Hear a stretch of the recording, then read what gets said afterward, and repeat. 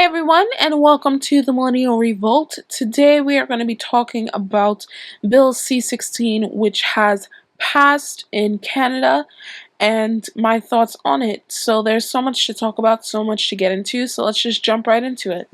So Professor Peterson wrote on his Twitter a few days ago saying that Bill C-16 sailed through the Senate today without a comment or amendment. Canadians beware. Freedom of speech has been compromised. And I believe he is accurate in stating that. I think when you have politicians begin to create laws based on an ideological basis, and you have people who equate words with violence, these are the kind of laws that you get.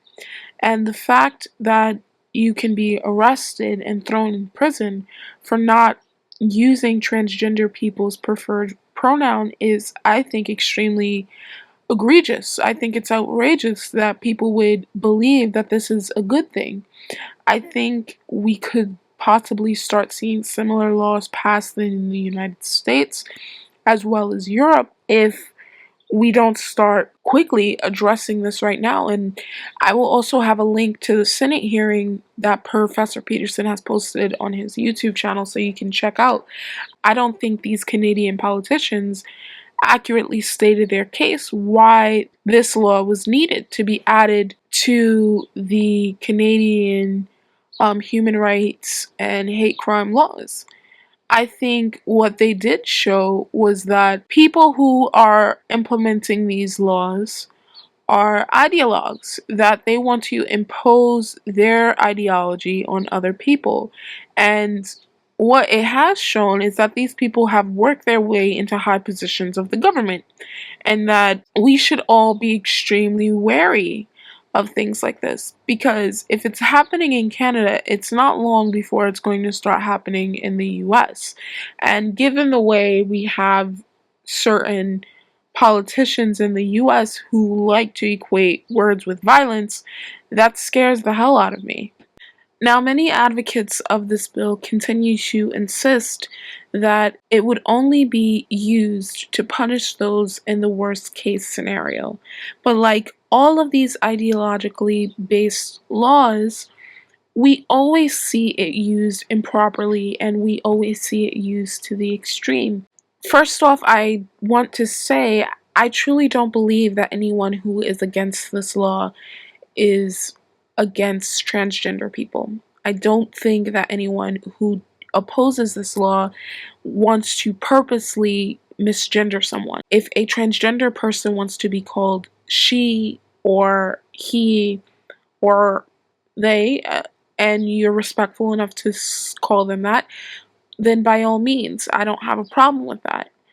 But I think the real problem that people had with this law is the absurd demands that it made on people. You're talking about the government forcing Canadians, basically compelling them through a law that they have passed to speak a certain way. And if they do not, there will be consequences for their speech. You know, given the fact that we have about 52 genders, and possibly more because the list is always growing and changing, to make a law to compel ordinary people to use he, she, they, zer is completely outrageous. It's ridiculous. And no ordinary person should want to follow something that is not in their natural inclination to follow. Why should the government compel you to speak? I understand being respectful to anybody. I get that. I don't believe anybody goes out of their way to be intentionally disrespectful. But I think your feelings stop for me when it begins to violate my rights or the rights of everybody else. I think the fact that we are starting to equate words with violence continues to scare me. It continues to make me very afraid, because these bills like this are so intentionally vague that they can be applied any way that the user who is enforcing this law sees fit. Now, I was reading some comments and I was looking at things on Twitter from activists who supported this law, and they were saying that this was a landmark win for transgender rights, and this was a landmark win for human rights. And the impression that I took away from it was, what rights weren't guaranteed to you already that aren't already enshrined in most Western progressive governments? I mean, transgender people are either transitioning to male to female or female to male, which both groups are protected under the law in most Western societies. So which rights aren't you guaranteed? It doesn't make sense to me. And I fear is going to happen with these kinds of laws being passed by forcing the government to have ordinary people call transgender people what they feel like calling them. That is not a win. That is oppression. That is authoritarianism at best.